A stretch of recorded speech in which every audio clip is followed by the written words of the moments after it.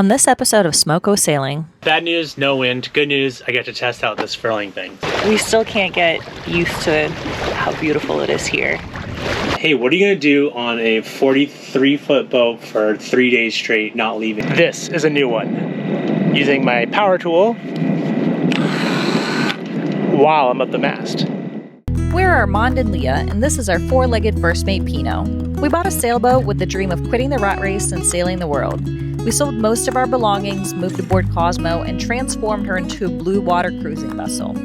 A year ago, we left our jobs and took off from our home port of Monterey, and since then, we've sailed over 2,000 miles down the Pacific coast and into the Sea of Cortez. From leaky bilges to rolly anchorages and unforgettable sunsets to unexpected fixes, we're learning to live simply, sail slowly, and enjoy the chaos along the way. This is our story. This is SmoCo Sailing.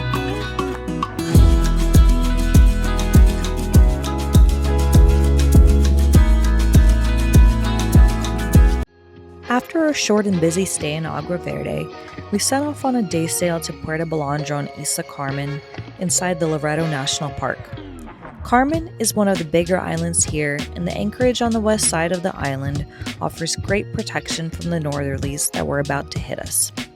This was our fifth and last anchorage before crossing the Sea of Cortez, 120 miles over to San Carlos on the mainland, where we plan to haul out, knock out some boat work, and get things sorted out before heading back out to explore. Good morning! It's 6 a.m. We've been sailing for maybe 20 minutes. We got up today at 4 a.m. because we learned our lesson last time to give ourselves a little bit more time to get places. Last time we had exactly the same amount of distance to cover last time, and we started at 7:40 and got to our destination in the dark. So this time we started at 5 a.m. and we're gonna get to our destination before sunset. We turned our engine on at 5 a.m. and I think we turned it off at, 5:49? Yeah. Raised our sails because the wind picked up to like 12 knots. Yeah, but this is sick. I don't know if are we going pretty good speed? Like 4 knots. 4, so it's okay. It's a nice casual respectable pace. With our bottom job, we kind of expect that, a lack of bottom job. But yeah, things are going great. We're on a nice heel right now and we're just chilling. Maybe have breakfast in a little bit, I'm not sure, but just enjoying life.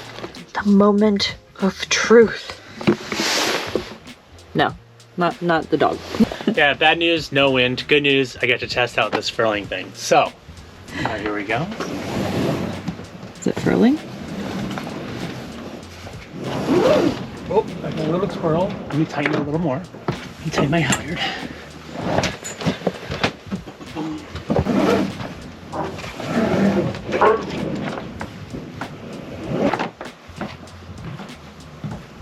Okay, still getting halyard wrap.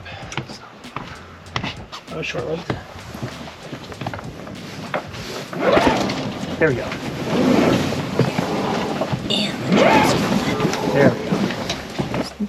sunrise. Ended up turning the motor on because we had 4 knots of wind. We were going 1.2 knots, which means that we would have arrived at our destination tomorrow, which I mean technically meets our goal of anchoring in the daylight because we would have come in as the sun is rising. As it is right now, we are getting a very beautiful sunrise, and just minutes ago Armand pointed out that there was a whale right behind me. So beautiful sunrise, whales, what more could you ask for? I mean, I could ask for some wind. I've got a little poodle that got a little nervous while we were rolling in the sails. Yeah, the jib's not 100% perfect, so I am gonna Dremel it. So that'll be a video for later. We've got a beautiful sunrise. Mr. Whale, if you could show yourself again, please. No? When the sun rose, the wind picked up enough for us to raise our sails and enjoy a few hours of silence, gliding through the flattest water we've seen in quite some time.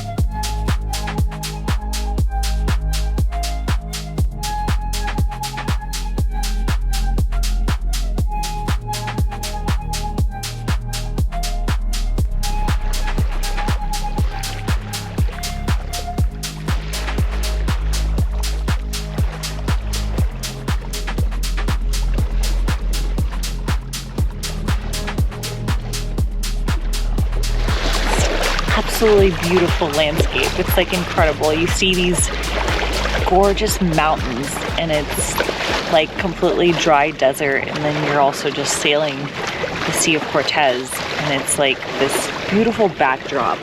We still can't get used to how beautiful it is here.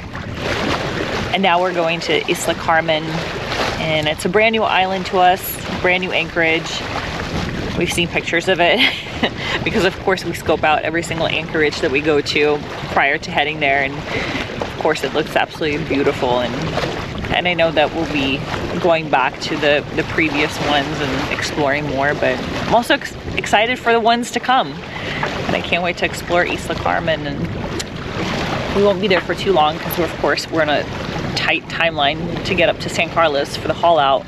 There's just so much to see in the Sea of Cortez, and I know that there's so many people, so many cruisers out there that actually kind of bypass the sea and either go to Polynesia, lots of stuff to see there, and I'm sure it's absolutely gorgeous, or they just cruise the Caribbean and kind of completely ignore the Sea of Cortez.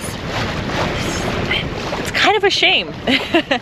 Maybe it's cool because then more room in the anchorages for us. This place is absolutely beautiful, and if anyone's out there making cruising plans, don't ignore the Sea of Cortez. Make sure you come here.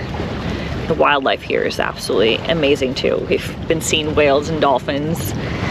It's also like a little bit past the season of the dolphin migration. I mean the whale migration, but we're still seeing a few of them here, so it's pretty incredible. Congratulations on making it. I feel like this is like the wine corner. That passage, it was like a roller coaster. It was like ups and downs and ups and downs. The sailing was awesome when we were sailing. We were ripping. We were sailing, and then the wind died down to 4 knots, and then we were sailing again. Yeah. And then our jib came down. On purpose. We brought it down, and then we were motoring, and then we were enjoying our time motoring, and then the wind picked up to 28 knots, and then Armand's literally sitting on our jib on our deck. I had to like sit on our jib to prevent it from moving, so we're anchored, everything's good. We have 175 feet out, so we're totally fine. Oh, Armand also saved a guy. Yeah, there was a guy on a paddleboard with his dog, and he fell off, so... He was paddling, and then he was going backwards. He's getting blown This was everywhere, like, yeah. And then the dog fell off, and then he fell off, and then I was like, Armand, get our dinghy down and go save him. I made a friend. I think I do really well in the sailor community because I love just helping people, and that's like rule number 1. So we're here for 3 days. And this is the first of 3, so we thought we'd check in with you to make sure that you're not crazy yet, which you're already a little wild. But just like, what are you going to do on a 43-foot boat for 3 days straight, not leaving? Wind's blowing, we're getting up to 30 knots every so often, but life's good, we have good holding, no swell, we're not getting splashed around, so we'll probably sleep well. I think we'll sleep well. Yeah. We just got a big gust right now. So, alright, we'll see what happens. Alright. 3 days of high winds, so we finally got around to some indoor tasks, including admin work, studying some Spanish. At least that's what Armand said he was doing. We tackled some out-of-sight, out-of-mind plumbing projects that we now had no excuse to ignore. Try to get Pinot's zoomies out as best as we could, but he also kept both of us entertained pretty much every single day. Every once in a while we peeked outside just to make sure it was still too windy to do anything outdoorsy. One of us got a haircut and one of us learned how to cut hair. We tested out some new recipes. Here Armand is making his own version of arepas. And then one of us got restless and went outdoors to try to tackle some outdoor projects. And how did that turn out?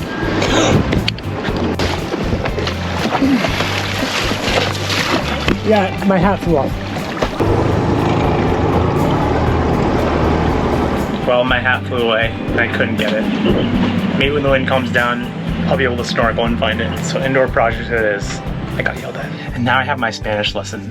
I do a couple of these a week, and basically I spend the first half hour speaking Spanish with my tutor, and the second half I teach my tutor English. So I don't pay anything for this, but you know, I get to meet someone. This tutor is from Mexico City, so I'll be speaking with her. I've already prepared like the things that I want to work on through this textbook I'm working on, and then she'll ask me some English stuff. So her English is already pretty good, so really she just wants to chat.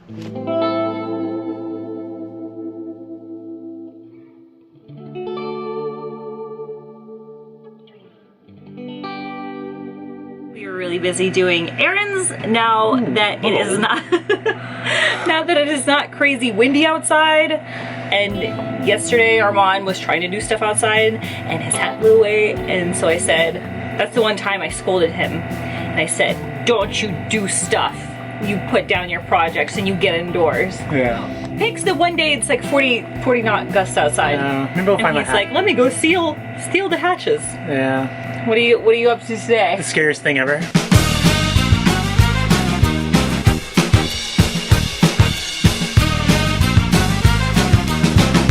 I'm going up the mast and I'm gonna cut the aluminum tube that goes around our forestay, because that's where the jib halyard is getting snagged on. So I'll be up there with power tools, which is pretty gnarly. But it's flat, so it should be okay. Could you bring it down? No. No. We would have to like take apart a bunch of our rigging, And right? I think the thing, it's like comes in sections, and it's probably bent a little bit, so it'd be a nightmare. We have to take the forestay off anyways. Which we don't want to do. Yeah, so I think I can do this. I don't think it'd be that hard. Just Armand up there with a Dremel. Yeah. I'll call you if I need anything.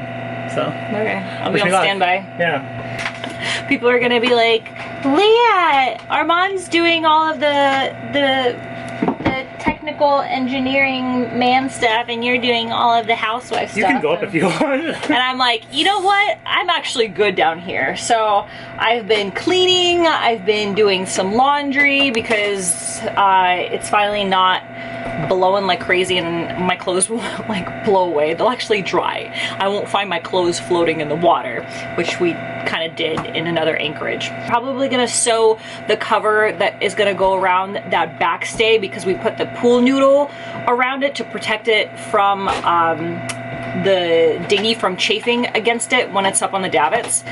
So it looks a little unsightly right now because it's just a big giant yellow pool noodle.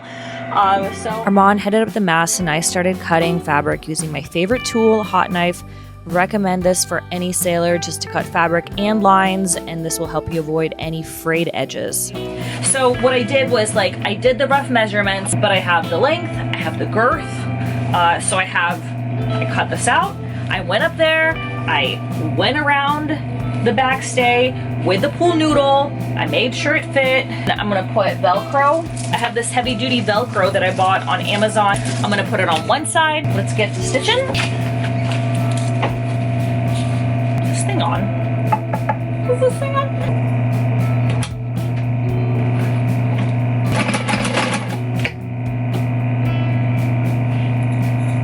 First step, it's already skipping. What the heck? Well, this probably looks familiar. I'm up the mast again, because this time I'm gonna cut this furling drum, or this tube, the track that the jib halyard keeps getting caught on. Because there's a groove in here, and I put tape over it, slick tape, try to make it roll, nothing, so it's gotta go. So let's remove the tape and cut this tube up here with power tools. With all that tape gone, we can see a sharp edge right here and another sharp edge right here. This is the obvious culprit that's been shredding our jib halyards, but we have yet to figure out how this got past our rigger in San Diego, or why he didn't tell us about it. So this is all gotta go. I'm gonna cut right at this line. And what the hell, the wind is picking up. It wasn't supposed to be windy at all today. This is a new one. Using my power tool while I'm up the mast. Oh look, and there's a girl down there. Hello, girl.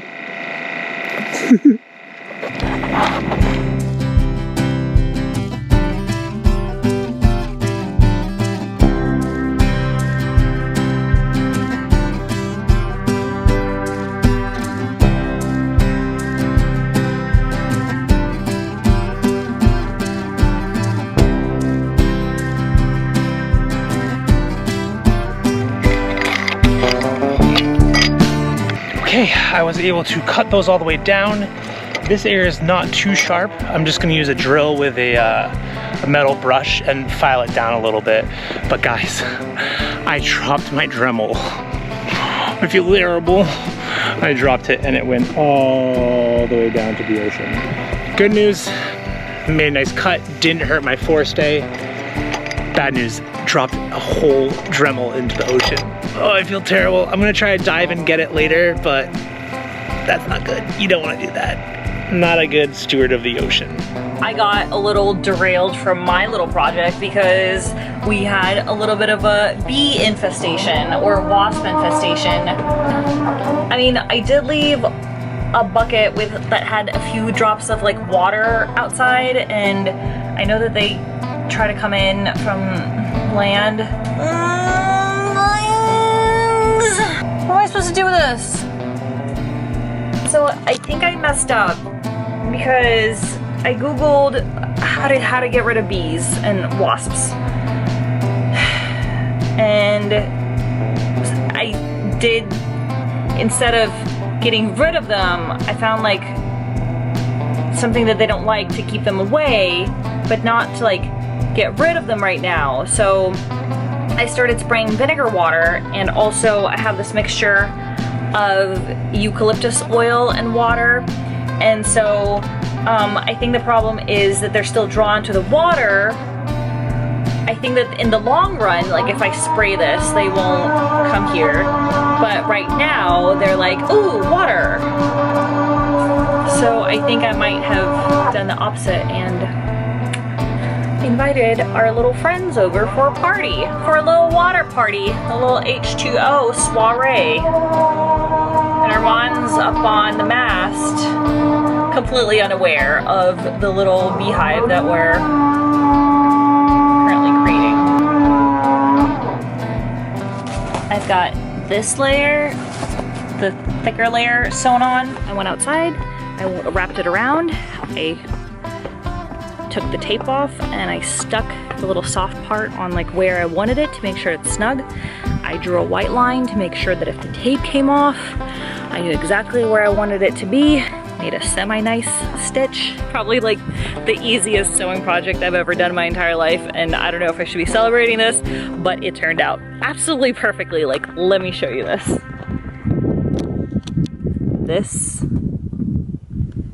is now the backstay. There's a little bit of the yellow peeking out. You can't really tell, but now it is perfectly Velcroed. It is incredibly snug. It matches everything.